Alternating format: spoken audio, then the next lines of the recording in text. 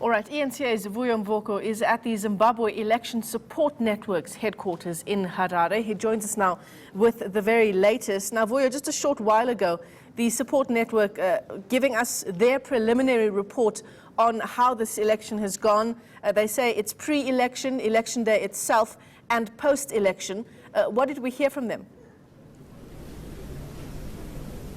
Well, indeed, that media briefing, Michelle, has just finished. It is, as you have correctly pointed out, a preliminary report, a comprehensive one at that, if I may say so myself. Of course, this is a network of NGOs, community-based organizations, non-profit organizations, probably the largest here in Zimbabwe.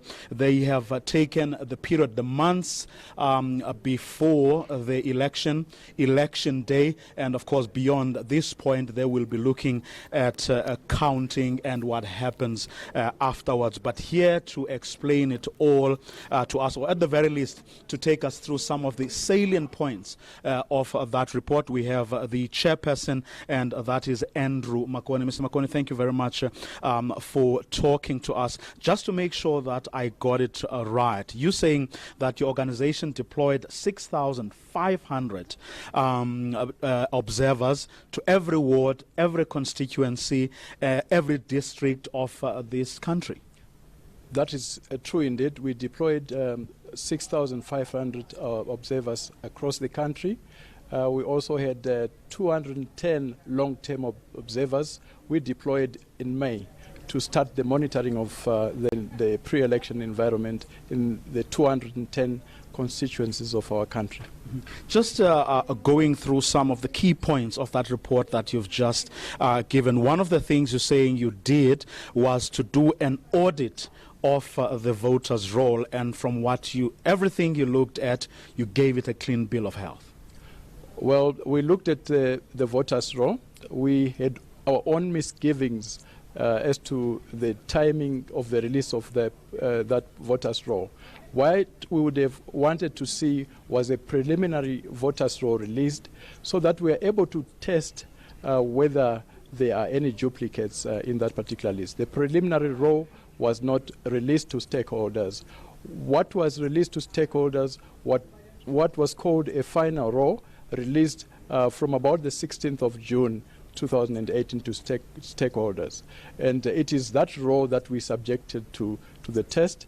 From the tests that we subjected, which was not only a computer test, but a field test, we were satisfied in a way that it was an improvement in particular from the 2013 voters' roll. And that's not to say that it didn't have flaws. That is not to say that it didn't have flaws. We identified those flaws. We took our report to ZEC before we released it. We revisited the flaws that we saw in that roll, and ZEC indicated that they will look into the issues that we raised in that report, and they will be attending to issues, genuine issues, which we were raising in respect of that particular role. Let's move to the campaigning period.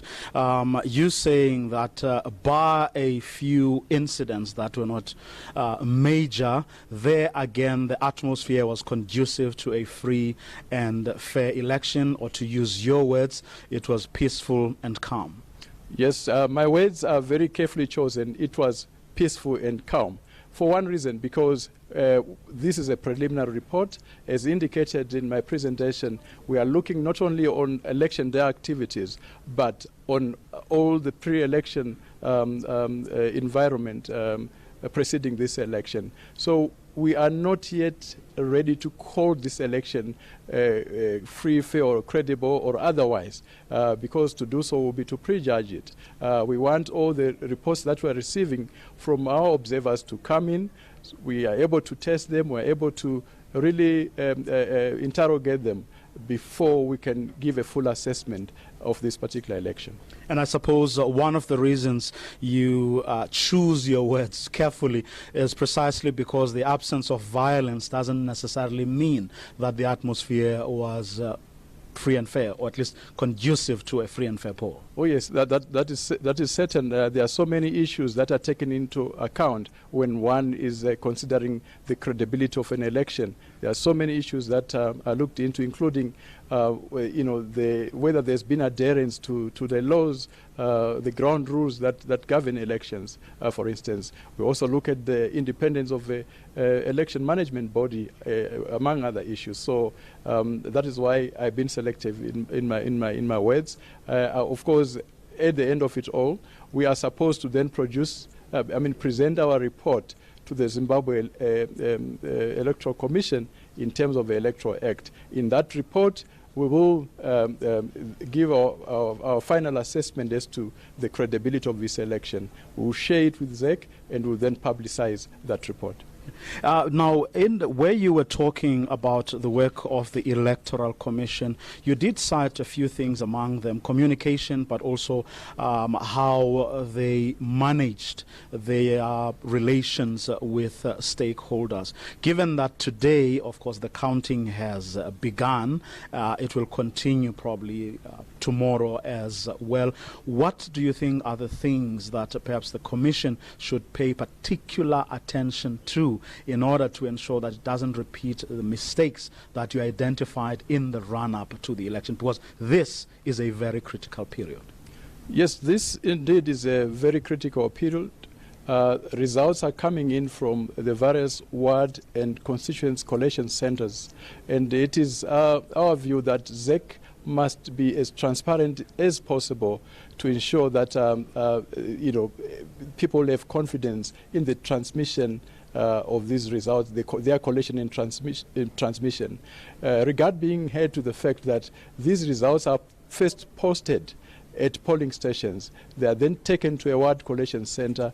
They are taken to a constituents collation center before their transmission to the National Command Center. So they are leaving footprints all over. People have taken pictures of all that. So I think ZEC must just ensure that whatever results are announced to the people of Zimbabwe are exactly the results that were posted outside of a polling station, and it takes good communication to ensure that that happens. Otherwise, if there are then discrepancies, you then find people wanting to challenge what is not wanting to accept the final result.